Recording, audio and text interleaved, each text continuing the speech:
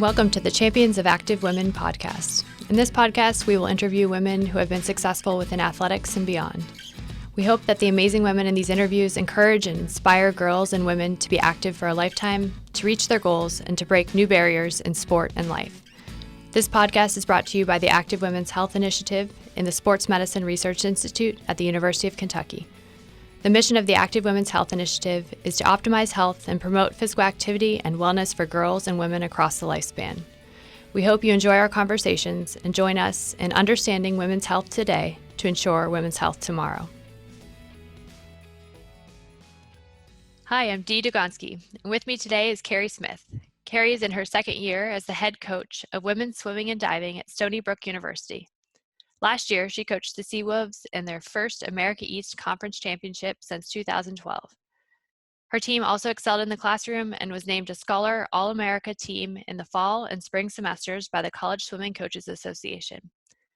Prior to her current position, Kerry served as an assistant swim coach at Yale, the University of Virginia, and Wingate University.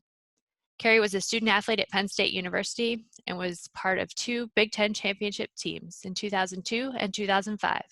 So Kerry, welcome. Thanks for joining me today via Zoom.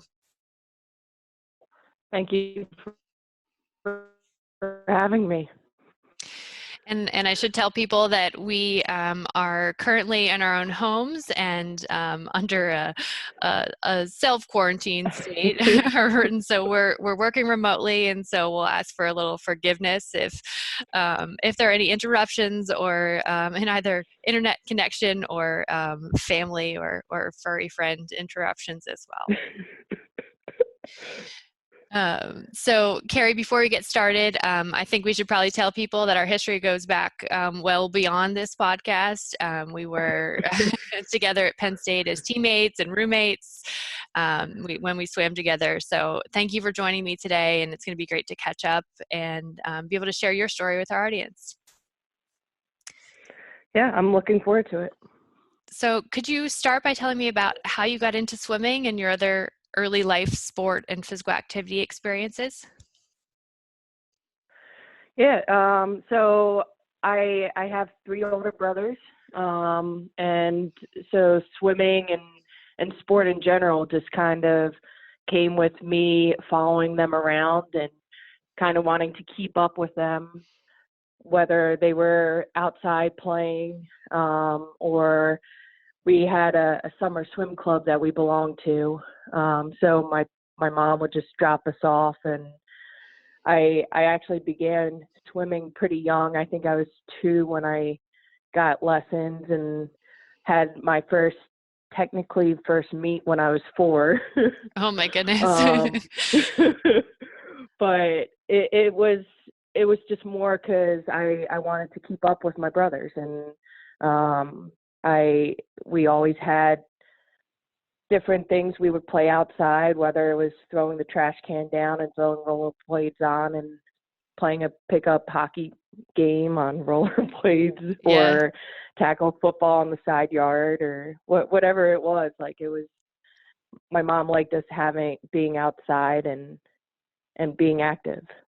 Yeah, so it sounds like a really strong family support for activity and just keeping up with those big brothers, I know, was a big part of your growing up. Did you play any sports besides swimming in an organized fashion when you were young? Yes, I did. I actually tried almost every sport that you can think of. So elementary school, we offered a lot. So it was the softball or t-ball back then, field hockey, which I didn't really pick up that well. And then soccer, I played soccer from the time I was 5 until I went to Penn State. And then, I played lacrosse, ran for track, also threw. I tested pole vault out a little bit, but I was pretty bad at it. That was a no-go. But no, I think almost anything that there is, I at least tried one time. And it just came down swimming through all the different avenues I went was what I ended up doing long term. Yeah. What was it about swimming that became the sport long term? I think a lot played into it. One thing I would say is high school wise, we didn't have a huge swim team. So it for me it was about helping the team out, and I could at the time with the swim team. And then from there it was something I was good at, so I just kept doing it. And then for me I it's just a passion about, like, what you put in, you're going to get something out of it. And if you don't put hard work in, you're not going to see results. And I don't think you see that with a lot of sports. Some sports you do, but I think when you look at track and field and you look at swimming, there's a direct correlation with that. Mhm. And when I think about you as an athlete, I certainly hard work is something that I always, anytime I see athletes who are working really hard to get where they want to go, I think about you because I still remember to this day, you probably weren't the most talented person on the team, right? But you outworked everybody. And so I think that is something that I think about often in you as an athlete. And I'm sure we'll talk about this a little later, your role as a coach. I'm sure that's something you're trying to instill in your athletes as well. It definitely is. And it's probably one of the more frustrating parts, I think, that I deal with as well. But. Yeah, so as we mentioned, you swam all the way through college at Penn State. You were part of a couple Big Ten championships teams, and so I wonder if you could just tell me a little bit about what you learned about yourself as a person through those experiences. Yeah. So I think when I think about it, one of the big questions when you talk about, like, recruiting and stuff is you think of what your role is on the team. And what my role was on a team before I got to Penn State was very different than when I got to Penn State. I never really, I don't want to say I didn't work hard in high school, but things came a lot easier and more naturally to me, just because of always trying to keep up with my brothers. So I learned how to work hard and how to push myself.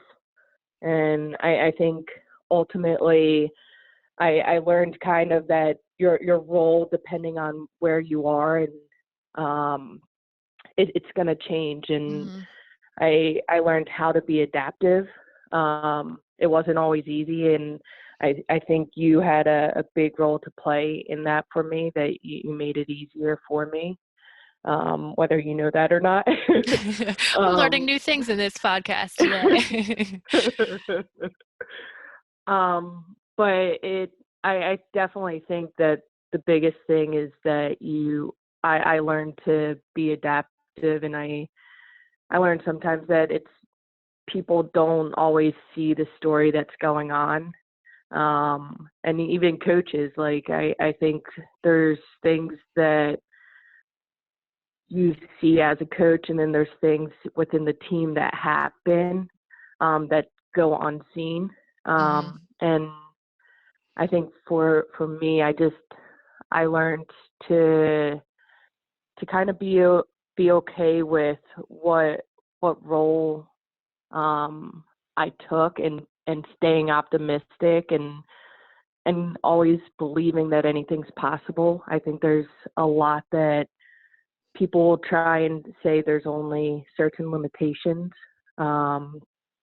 And sometimes I'll buy into it, and then I just have to I'm good at telling myself, like, hey, like, no, like, this can happen. This is possible, and we're going to be better.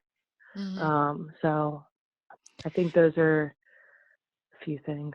Yeah, and I love those lessons because they're, if people didn't know we were talking about sports, they're big life lessons, right? They really don't have, you learn them through sport, but they really don't stay within sport. So I think those are cool lessons. Could you talk about Absolutely. could you talk about ways that being part of a team and being an athlete, a student athlete, impacted your education, either positively or negatively? Yeah. So I think we were lucky in the sense that, and it's something even here at Stony Brook that I've felt is it's not just about the swimming and diving team. Like when you're part of an athletic team, you're part of a whole group. And so as far as like classes went, um, it gave you people to study with. It gave you, and then their perspective on how to study or things that would help them. It just gives you a lot more avenues.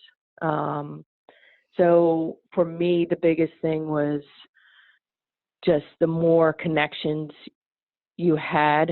It really helped with learning and learning in a way that is going to help you because not everyone learns the same way. Mm-hmm. I think the time factor, a lot of people look at it as a positive, which I think it was good because it said, hey, you have to study now or you have to go to class now. Or for me, it was a positive and a negative because sometimes it takes me a little longer to do things. So I didn't always feel like I had enough time. Mm-hmm. but but sometimes that was also a personal choice. um, but no, I think overall sports was helpful as far as my education goes and teaching me things that I might not have learned without having the team or other athletes around me. So then obviously you're in a career where that is directly related to athletics, but I'm wondering if you just talk us through how you transitioned kind of out of athletics and into your career and how you think those athletic experiences impact you in your career. Well, so I didn't go right from college into coaching collegiately. I actually went into the corporate world, coached club, and kind of it felt like that's what I was meant to do is coach full time. And so I talked with my mentor at the time, and he was like, well, why don't you try college coaching? And so then I reached out to a few people and got the opportunity to coach in collegiately, and things just kind of took off and snowballed for me. And I've definitely been very lucky with that. But I also think that the experiences that I had as an athlete really have played a lot into how I coach and decisions I make when I'm coaching, or even if it's off the deck, some of the pieces of advice that I've given. Like I've been through a lot of different circumstances, both as a college coach and then even in the corporate world, things that I've experienced. So giving my experiences, I think it's been something that I've hoped has helped my student athletes. But it's also like my experience as a student athlete has been a big part of why I chose to continue and to coach myself. I know this past, what was it, 3 weeks ago, it was pretty cool to see our former coach win a championship again, even though it was unfortunately at a different school. Yes. but I agree. I but at the same congratulated him nonetheless, right? Because it's pretty cool to see people have success. Mm-hmm. Yes. And I think it kind of gave back the values that he instilled in us. Um, and I don't think, I know I haven't thanked him enough for, I think a lot of lessons we've learned, or at least I've learned, that I've taken to both the corporate world and even as a coach myself, and both the positive and the negative, and but definitely a lot more positive has come Kerry, I'm from that. wondering, as you're talking, if, that move out of the corporate world, now it makes sense, right? You've been in coaching, you've had lots of success, you've found this career that you're passionate about. Um, but I'm wondering if initially, if either you or your family or other people were really questioning that decision to move out of a corporate, what most people consider to be kind of real person job, and as a coach, some people don't even understand what people do as coaches. So I'm just wondering if anyone, including yourself, questioned that decision, and um, how you got through that period.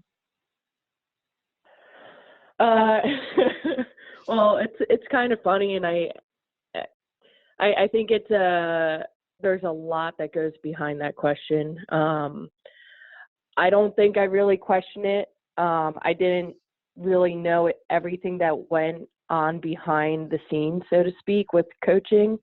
Like I had a bit of an idea because I dated a college coach for a while, and so I saw the things that he was doing, but until I was in it, I never quite understood everything that went into it. Mm-hmm. And even when people ask, they'll be like, "So you just coach?" And I'm like, "Well, it's a little more complicated than that." Yeah. And I kind of give the instance of, I'm like, it's in some ways a 24/7 job, just because parents are entrusting you to take care of their kids from either 17 or 18 years old to whether they're 21, 22, 23, Mm-hmm. and they're in your care. So like if they go to a hospital, and not all coaches are this way, but I would say most that I know, like if a kid needs you, they're going to be there, whether it's at 2 a.m. and they fell off their bike or something. Mm-hmm. But it's a lot more than, it's about the relationships that you build, and really becoming part of their family in a lot of ways.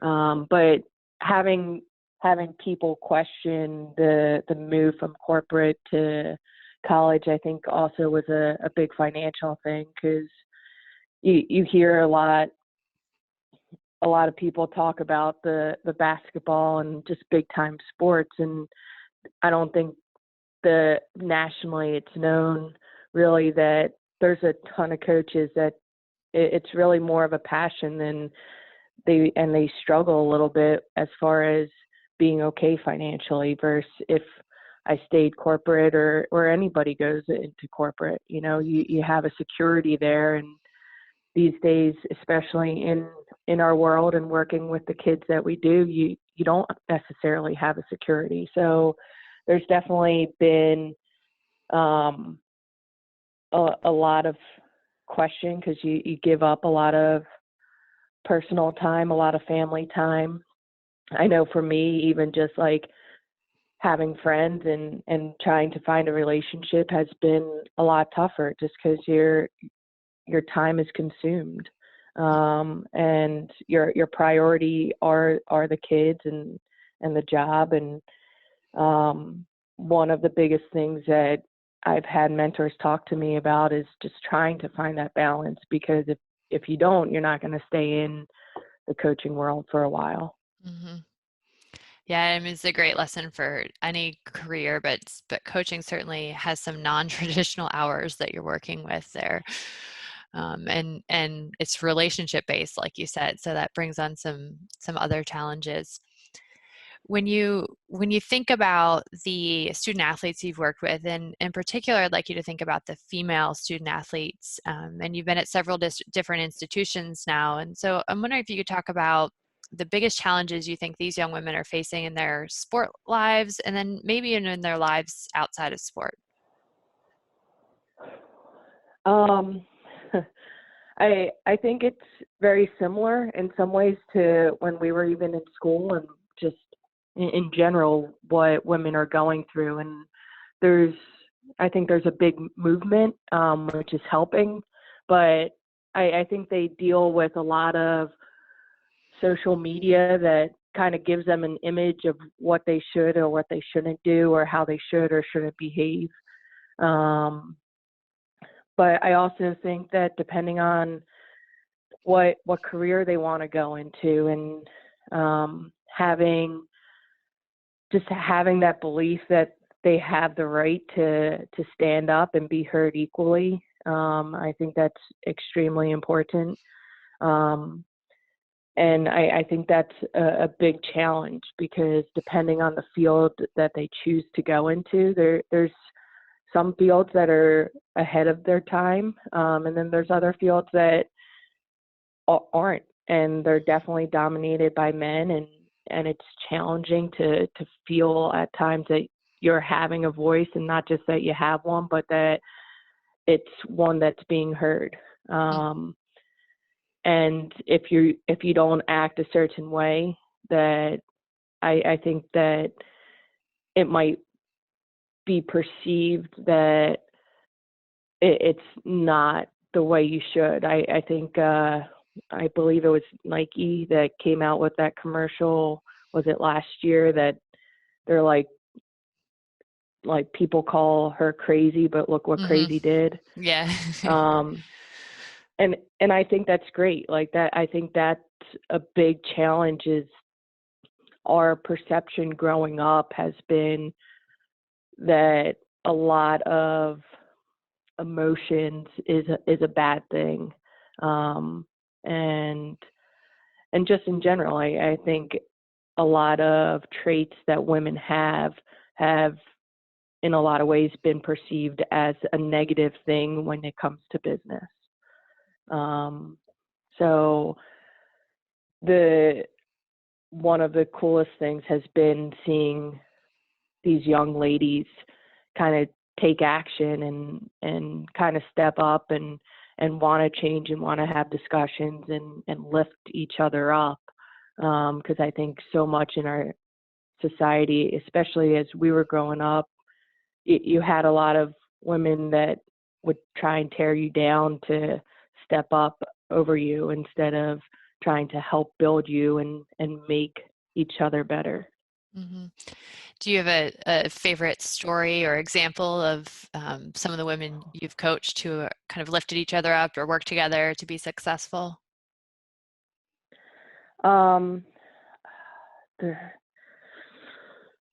That's tough. I've been very, when I say I've been lucky to interact with so many incredible women and what they've done and what they continue to do. So I think of one who, she works for One Love right now, which I think that platform in general is so important, and it even helps empower both men and women in relationships. But but seeing what she's doing and what her fellow co-workers are doing, I think it's unfortunately because of a bad situation that happened, but they're taking that and as a group moving forward with it, and trying to empower. And once again, it's not just women that they're trying to empower, but I think it's cool what they're doing. There's another young woman that I know, she started a magazine, and it's just an in-house one at Yale, but it talks about body image and mental health. And I think just being open and vulnerable, and kind of being like, hey, you're not alone. You're not, like, it's not just you. This is okay. Like, it's okay to talk about it. And the more we talk about it, the more we're able to support each other and really kind of be like, some of this is like, you're not alone. And I think in this time, everyone thinks they're not because you're on social media, but I in a lot of ways, what I've seen is more and more people feel isolated because they're not able to make the true connection with someone in person. Yeah. And it's a lot of ways, it's sad because you see incredible, like, my interactions with my team, like, they're great young women and they have a lot to offer, and the amount that don't feel that way or don't see that in themselves is it's I just think it's not I think it's because of social media for the most part, because they're on their phones and the computer, and instead of just having the experiences. And that's partly what's great about sports and being active is you don't have your phone or your computer or whatever. You're actually interacting and creating those memories, um, and really making that connection and seeing who you are as a person instead of who you want the world to see you as. It is certainly a crazy uh, time, and I don't mean like right now, but just, in general, as we're shifting into spaces where we're interacting much more offline than we are in person. And I think you've highlighted some challenges that we have, and I think there are some opportunities too to use those for good things, like what we're doing today, right? But I think your perspectives on the challenges we have are really unique, and you're seeing them kind of from the front lines, if you will, with this close interactions with your team. So let's leave on as we finish talking about your coaching role, what's your favorite part about your job? Well, the favorite part is definitely the relationships. That isn't, I would say, even a question. I think the people you get to meet, whether they're in your life for a very, very short time, because it might just be a phone call or two with recruiting, or if you get to be a part of their life for really the rest of yours. I think it's a unique situation. And it's not just the kids, but you get to meet parents or siblings or whoever it is. And I think that part is hands down, like, the best. The best is seeing kids you've coached and them start families. And it's wild to think that a lot of my kids have families now, but but that's what happens, It so no, is. that's definitely my favorite part. Obviously I love sports, so being able to be a part of a team and really be competitive, like I don't like to lose. So I think keeping that competitiveness around in my life is really important. But then also having that family of other coaches and administration and just the school as a whole, like the pride that you have, it makes the job pretty awesome. Yeah, I know when I left coaching, relationships were the hardest thing for me to think about making that break away from coaching. And even though I knew I was ready to do it, it was really hard because of those relationships and knowing that I wasn't going to continue to form those kind of relationships in the future. So I totally get that part of it. So thinking a little bit more broadly, what advice would you give to girls and women about playing sports or being active? Ooh. Um, I think that it's an empowering feeling. I think taking that first step is the hardest part of it. but I think once you do, you're going to meet a lot of people, and it's not just about, you're going to just have that instant group. So you're going to have more friends, but you're also going to feel better physically. You're not always going to be, well, for me, I'm never as hungry, if that might sound weird, but yeah. But you just feel good. You wake up, and after you do something, you just have that feeling like you accomplished something. And when you accomplish something, you feel like you can conquer the world. So don't be scared. Take that first step, and you'll be happy. I totally agree. That first step can be really hard, and in a lot of different parts of people's journeys, whether you've never been active before, or whether you were an athlete and then stopped for a while, or whether you're a young girl just trying your first sport. I think all of those first steps can be really hard. So that's great advice. Anything else you'd like to share with our listeners today? No, I think I don't think so. Great. Well, I very much appreciate your time and sharing your experiences, and hopefully we'll get to chat again soon. Sounds good. Thank you for having me. Thank you for listening to the Champions of Active Women podcast. This podcast is brought to you by the Active Women's Health Initiative and was produced by the Faculty Media Depot at the University of Kentucky. If you enjoyed this episode, you can listen and subscribe to all of our episodes wherever you find your podcasts. For up-to-date information about the Active Women's Health Initiative, you can find us on social media at UKAWHI. Thank you for supporting us as we work to promote health and physical activity among girls and women across the lifespan.